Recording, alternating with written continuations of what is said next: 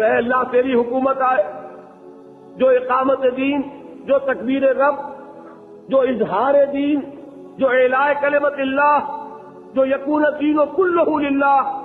یہ اصطلاحات اب کتنی ہو گئی؟ 9 ہوئی غالباً. 10ویں وہ ہے جو میں آج آپ کے سامنے رکھ رہا ہوں، انقلاب اسلامی. اسلامی انقلاب. اس لیے کہ انقلاب کے معنی کیا ہے؟ نظام کو بدلنا. ایک نظام ہے اللہ کا نظام، ایک نظام ہے جمہوری نظام، سیکولر نظام. اس نظام کو ہٹا کر اللہ کا نظام آئے گا، اسی کا نام انقلاب ہے.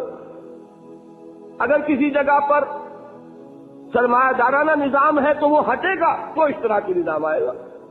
یہ تو نہیں ہو سکتا کہ سرمایہ دارانہ نظام بھی رہے، اشتراکی نظام بھی آ جائے. ایک نظام کو ہٹائیں گے تو دوسرا آئے گا. اس معنی میں اسلامی انقلاب کی اصطلاح جو آج استعمال ہو رہی ہے وہ بالکل انہی اصطلاحات کا آج کے زمانے میں عام فہم انداز ہے، سمجھانے کے لیے ذہنوں تک لانے. یہ ہے اقامت دین کا مفہوم. اب آئیے دوسری بات. دیکھیے اس اسلامی انقلاب کے اعتبار سے یا اقامت دین کے اعتبار سے جب ہم پچھلی تاریخ کا جائزہ لیتے ہیں تو ایک حقیقت ابھر کر سامنے آتی ہے کہ تاریخ میں، پوری انسانی تاریخ میں، ایک ہی انسانی زندگی میں ایک پورے انقلاب کا آ جانا، دین کا پوری طرح غالب ہو جانا صرف ایک مرتبہ ہوا ہے، اور وہ ہے محمد الرسول اللہ صلی اللہ علیہ وسلم کی مثال. اس سے پہلے کئی جنریشن میں جا کر بات پوری ہوئی. دعوت کس نے شروع کی تھی؟ موسیٰ نے. ہجرت کس کے ساتھ ہوئی؟ حضرت موسیٰ کے ساتھ. لیکن قتال نہیں ہو سکا، قوم نے جواب دے دیا. بات رک گئی نا وہاں. 40 برس کی سزا دے دی گئی، یتیہون فی الارض. اس لیے کہ قتال کے بغیر انقلاب نہیں آتا. جب انہوں نے انکار کر دیا وہاں رک گیا پروسیس. اب 40 دن تک، 40 سال تک تو لگا رہا فل اسٹاپ. اس کے بعد حضرت یوشع ابن نون کی سرکردگی میں بنی اسرائیل نے قتال بھی کیا. فلسطین پر کچھ غلبہ بھی ہو گیا، لیکن غلبہ مکمل نہیں ہوا. اس کے بعد بھی 2 صدیاں بیت گئی.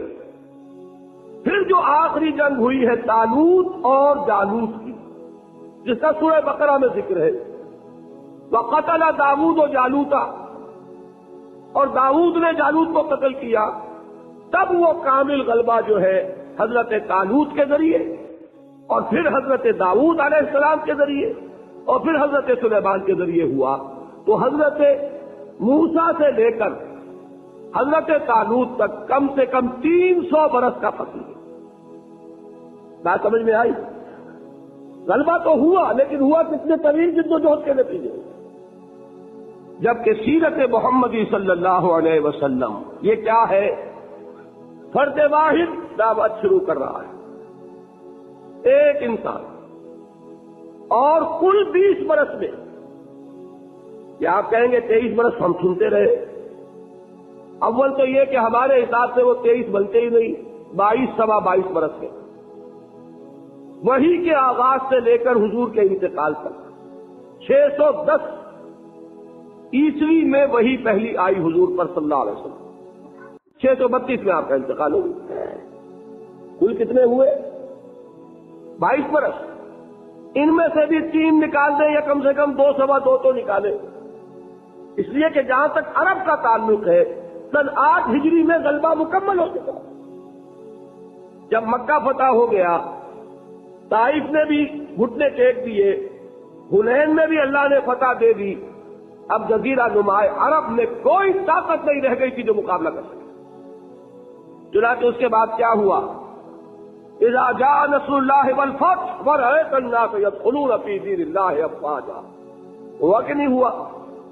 پورے جزیرہ نما عرب میں سے شرک کا خاتمہ کر دیا گیا اور اللہ کا دین غالب ہو گیا. جاء الحق وزهق الباطل ان الباطل كان زهوقا. غور کیجئے، میرے نزدیک حضور کا کتنا بڑا معجزہ یہ ہے تاریخی اعتبار سے اس لیے کہ اگر آپ دنیا کے دوسرے انقلابات کا بھی جائزہ لیں، ایک تقابل تو میں نے حضرت موسیٰ سے کر دیا نا،